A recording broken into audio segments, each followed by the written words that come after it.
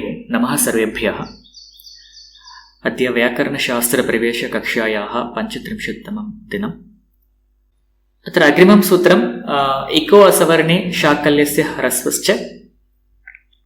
तत्र पुनः पञ्चपदानि सन्ति।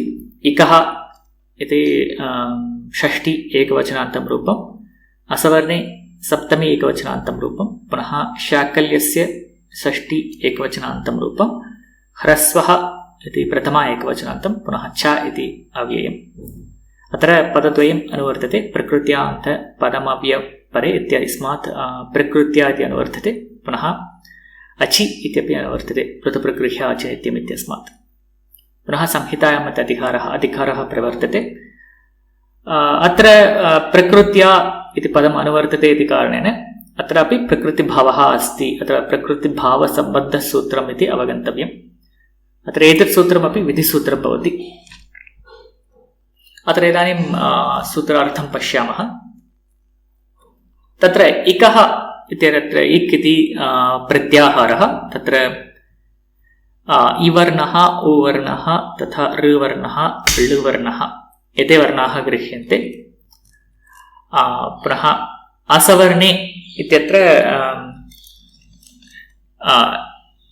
इकः सवर्णवर्णाः न भवेयुः इति आशयः। इत्युक्ते असवर्णे नाम केन सह सावर्ण्यम् इत्युक्ते इका सह सावर्ण्यम् इति उच्यते। तेन अतः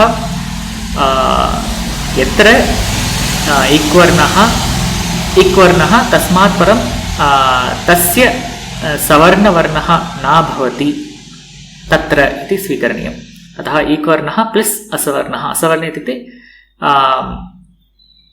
अत्र इका सावर्ण्यं नास्ति इति अर्थः। इदानीं शाकल्यस्य इति शाकल्यः इति वैयाकरणः। अत्र वैयाकरणनाम उच्यते शाकल्यस्य इति। पुनः ह्रस्वः इति आदेशः, पुनः च इति अव्ययम् अग्रे पश्यामः। इदानीम् अत्र किम् उच्यते?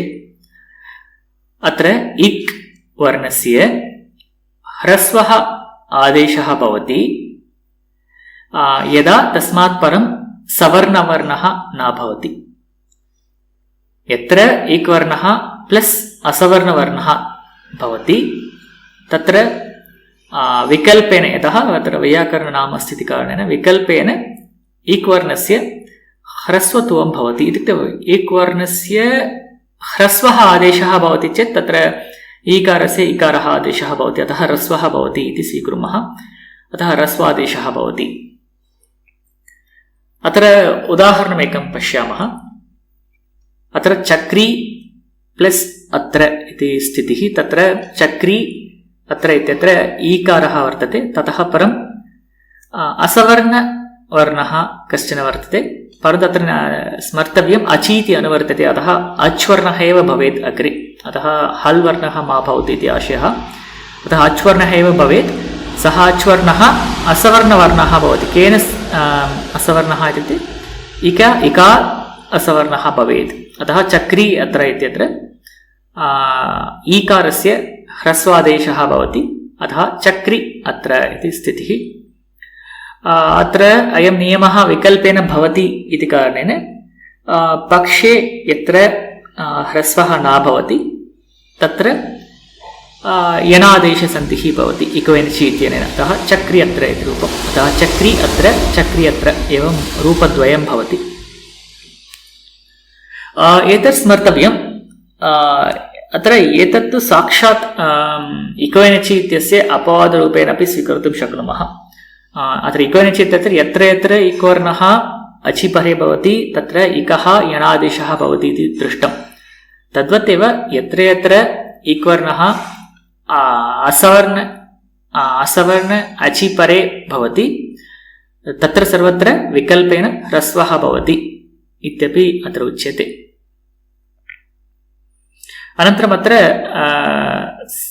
प्रकृत्या अन्त पदमव्यपरे इत्यस्मात् प्रकृत्या इति अनुवर्तते, तेन तत्र प्रकृतिभावः भवति इति ज्ञातव्यम्। अतः किम् उच्यते? ह्रस्वः भवति तथा प्रकृतिभावः अपि भवति इति उच्यते। अतः चक्री अत्र चक्री इत्यत्र प्रकृतिभावः भवति, तेन तत्र सन्धिकार्यं निषिध्यते। अतः चक्री अत्र एवं रूपद्वयं तत्र भवति। इदानीम् एकवारं दलकृत्यम् एकवारं पश्यामः। अत्र पदान्तस्य इति अनुवर्तते। अत्र मया अत्र अधिकारः न लिखितः, तत्र पदान्ताधिकारः भवति। अत्र अयं नियमः पदान्ते एव अयं नियमः भवति। यत्र यत्र इक्वर्णः पदान्ते भवति तस्मात् परम् असवर्णवर्णः भवति, तत्रैव ह्रस्वादेशः भवति, प्रकृतिभावः अपि भवति। परन्तु इक्वर्णः अथवा एतादृशी स्थितिः यत्र पदमध्ये भवति, अपदस्थाने भवति, तत्र नास्ति प्रकृतिभावः। अतः तत्र अवश्यम् इकोयनचि इत्यनेनैव कार्यं करणीयम्। इदानीं पदान्तस्य इत्युक्ते यत्र पदमध्ये कुत्र भवति इति चेत् तत्र उदाहरणं गौरी औ। अत्र गौरीशब्दस्य द्विवचनरूप रूपसिद्धिप्रक्रियायां तत्र औ इति प्रत्ययः भवति। अतः गौरी प्लस् औ गौर्यौ इति रूपम्। तत्र गौरी इत्यस्य पदत्वं नास्ति। अत्र औ इति सुप्रत्ययात् परमेव तत्र पदत्वं सिद्ध्यति, तेन तत्र पदत्वं नास्ति। अतः गौरी प्लस् औ इत्यत्र गौर्यौ इति रूपम्। अतः तत्र प्रकृतिभावं कृत्वा गौरी औ इति न वक्तव्यम्। अत्र एतत् एकम् उदाहरणं। तत्र पुनः असवर्णे इत्यपि दृष्टम्। अत्र असवर्णे इत्यनेन तत्र सवर्णवर्णाः भवन्ति चेत् तत्र यथा तत्र सवर्णदीर्घसन्धिः भवति तथा कार्यं करणीयम्। यत्र सवर्णवर्णः न भवति तत्र एव प्रकृतिभावः भवति। उदाहरणं तत्र गौरी इयम् इत्यत्र गौरी इत्येतत् पदं, पुनः गौरी प्लस् इयम् इत्यत्र ईकारयोः संहिता। अतः अत्र ईकारः ईकारेण सावर्ण्यं प्राप्नोति, तेन तत्र सवर्णवर्णः अस्ति। अतः तत्र प्रकृतिभावः न भवति, तेन तत्र सन्धिकार्यं प्रवर्तते। अत्र गौरीयम् इति रूपम्। अत्र च इति किमर्थम् इति चेत् तत्र एकः ह्रस्वः भवति तथा प्रकृतिभावः अपि भवति इति सूचयितुं तत्र च इति अव्ययं भवति। यदि च अव्ययं न भवति चेत् तत्र प्रकृत्या इत्यस्य अनुवृत्तिः न भवति। अतः इकः एव ह्रस्वः भवति, ततः परं प्रकृतिभावः न भवति। यदि प्रकृतिभावः न भवति पुनः इकोयनचि इत्यनेन कार्यं भवति। अतः अत्र प्रकृतिभावः भवति इति सूचयितुं तत्र च इति अव्ययं योजितम्। अस्तु, इदानीम् एतावत्पर्यन्तं सूत्रार्थं दृष्टवन्तः। तत्र वार्तिकम् एकं वर्तते। अत्र वार्तिकस्य कश्चन भागः एव अस्माभिः अत्र पठ्यते। अतः अत्र किम् उच्यते, न समासे इति एकं वार्तिकं वर्तते। अत्र अयं नियमः समासेषु न प्रवर्तते इति तत्र नियमः सूच्यते।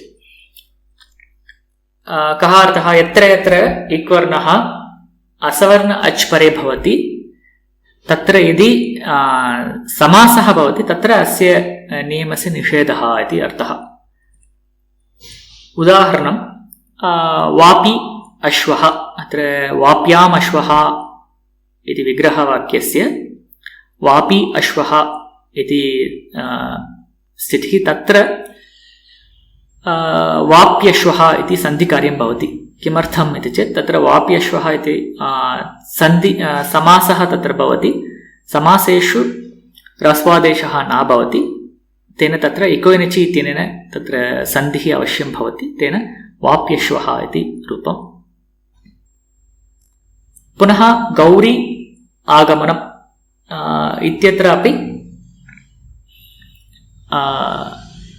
गौर्यागमनम्, अत्र पुनः गौर्याः आगमनम् इति विग्रहवाक्यं, पुनः तत्र गौरी आगमनम् इत्यत्र समासः भवति, तेन तत्र ह्रस्वादेशः निषिध्यते।